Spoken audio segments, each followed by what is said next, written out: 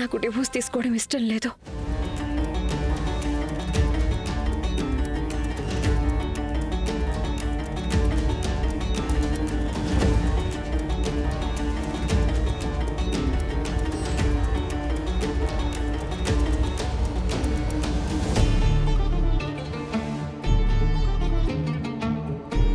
Judge గారు ఒక నిమిషం. తను నిన్న సరిగ్గా పడుకోలేదు, అందుకే సరిగ్గా ఆలోచించలేకపోతుంది. అందుకే ఎస్కి బదులు నో చెప్పింది. ఏంటి నాటకాలు? మన ఇద్దరం డివోర్స్ విషయంలో అగ్రీ చేశాం కదా, మరి ఇప్పుడు ఎందుకు వద్దంటున్నావు? నాకు డివోర్స్ ఇవ్వాలని లేదు.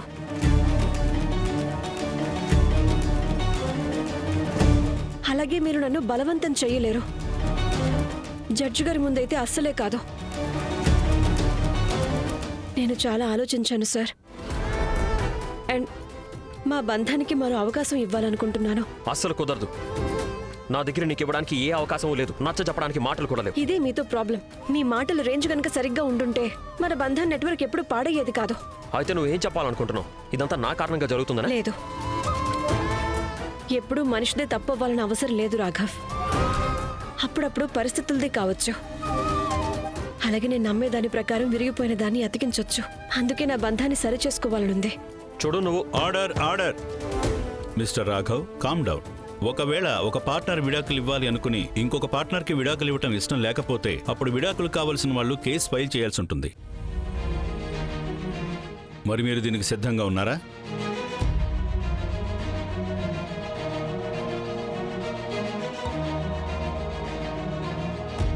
చూడండి, నేను మిమ్మల్ని వార్న్ చేస్తున్నాను. ఈ గొడవ చాలా కాలం నడుస్తుంది అండ్ కష్టంగా ఉంటుంది. ఇక్కడ ఎన్నో మాటలు పడాల్సి వస్తుంది, చాలా చూడాల్సి వస్తుంది కూడా. బహుశా అది మీకు నచ్చకపోవచ్చు కూడా. అందుకే కోర్టు మీకిచ్చే సలహా ఒకటే, మీరు మీ నిర్ణయం గురించి మళ్ళీ ఒకసారి ఆలోచించుకోండి. మీ భార్య చెప్పారు కదా తనకి విడాకులు తీసుకోవడం ఇష్టం లేదని.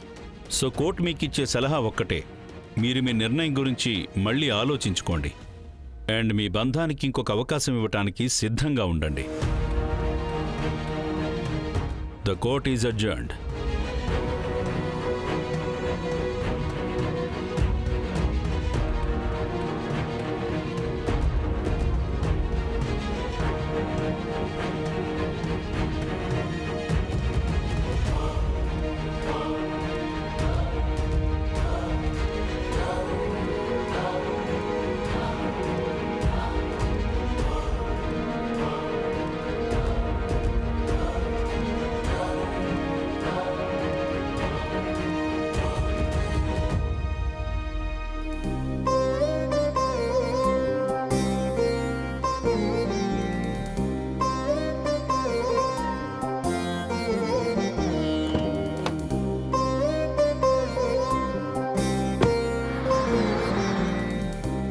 రేఖ, నువ్వేం చేసావో చాలా కరెక్ట్గా చేసావు.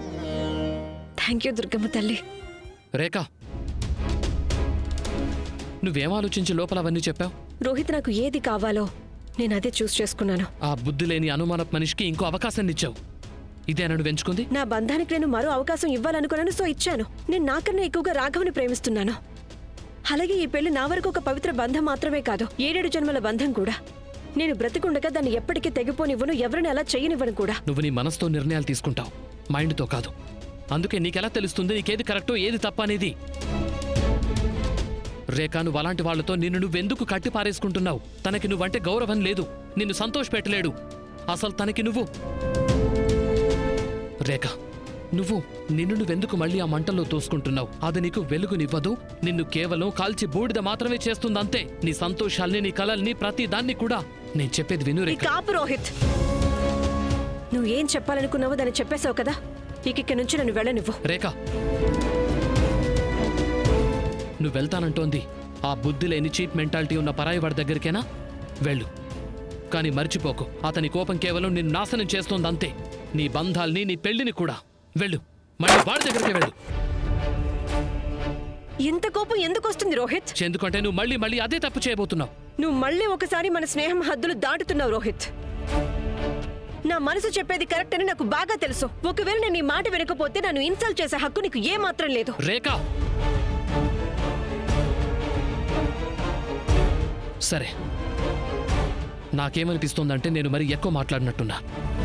అరే రాఘవేంటి ఇంకా ఫోన్ చేయలేదు? రాఘవ్ కాల్ చేసి మాత్రం ఏం చెప్తాడు నాన్న? చెప్పడానికి ఏముందని? అంతా నాశనం అయిపోయింది. నేను చాలా ప్రయత్నించాను ఈ విడాకులు అవ్వకుండా ఉండాలని, విడాకులు తీసుకోవద్దని. కానీ బహుశా భగవంతుడి ఆజ్ఞ వేరేదేమో.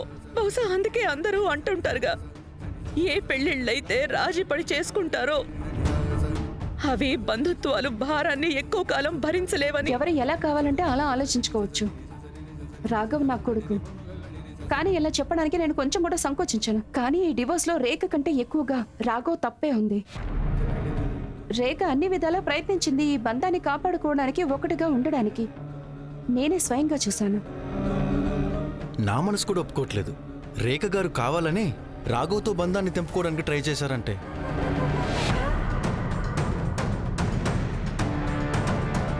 రాఘవా, రాఘవా, నువ్వు బాగానే ఉన్నావా నాన్న? నువ్వేం దిగులు పడకు. రేఖ లేకపోతే ఏమైంది? నేనున్నాను. నీ కుటుంబం మొత్తం నీకు తోడుగా ఉంది. చూస్తూ ఉండు, సమయంతో పాటు అంతా సర్దుకుంటుంది. నాకు పూర్తి నమ్మకం ఉంది.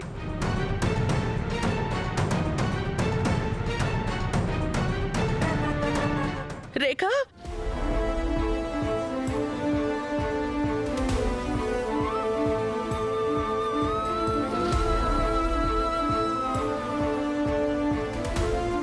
ఈ దయ్యం మళ్ళీ తగలబడిందేంటి? ఓఫో, శైలజ ఏదో ఒకటి చేయలేదంటే ఆలస్యం అయిపోతుంది. రేఖ, నాకు తెలుసమ్మా, ఏదైతే నీకు రాఘవ్కి మధ్య జరిగిందో అది జరగకుండా ఉండాల్సింది. ఏవేవో జరిగిన తర్వాత కూడా నా మనసు నీ తప్పులన్నింటినీ చూసి చూడనట్టు వదిలేయమని చెప్తోంది. కానీ పిన్ని గారు వద్దు, నాకు థ్యాంక్ యూ చెప్పాల్సిన అవసరం అస్సలు లేదు. మిస్ మేడోనా, అమ్మ పూర్ణిమ, వెళ్ళండి. వెళ్ళి రేఖ సామాన్లన్నీ తీసుకొచ్చేయండి. మీరు మళ్ళీ రేఖని తక్కువ అంచనా వేసి తప్పు చేస్తున్నారు అత్తయ్య. నువ్వు నీ కోపాన్ని నీ దగ్గరే పెట్టుకో. నేనేం చేయాలనుకునేది నన్ను చేయనివ్వు. ఇది రేఖ పట్ల నాకున్న చివరి బాధ్యత. నేను దాన్ని పూర్తి చేసే తీరుతాను కూడా. మీరిద్దరూ ఏం చేస్తున్నారు? వెళ్ళండి, వెళ్ళి రేఖ సామాన్లన్నీ తీసుకురండి. ఆ అవసరం ఏమీ లేదు. రేఖ ఎక్కడికి వెళ్ళట్లేదు.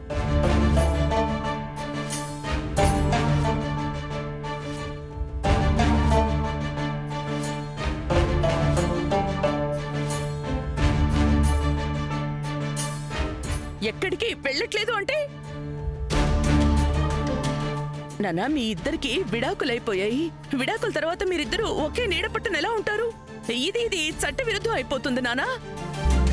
అలాగే ఒకవేళ మీరిద్దరూ ఇక్కడే కలిసి ఉంటే మీ ఇద్దరిలో ఎవ్వరూ మీ జీవితాల్లో ముందుకు సాగలేరు. మేము ఎలాగో ముందుకు సాగలేములేండి అత్తయ్య. రేఖ నాకు డివోర్స్ ఇవ్వడం ఇష్టం లేదని చెప్పింది.